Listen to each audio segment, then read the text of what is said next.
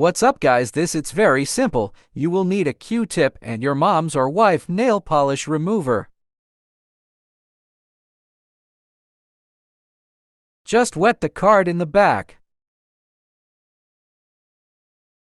It will take like 2 to 3 passes until it gets enough liquid on the card.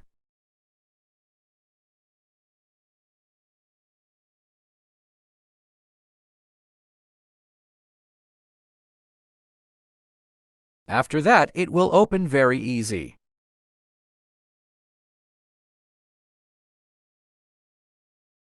And just like that, you will have a perfect card.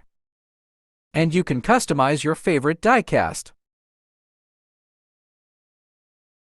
Here are some examples on why you want to keep it so you can later display your customized die-cast. Don't forget to subscribe for more tips and tricks.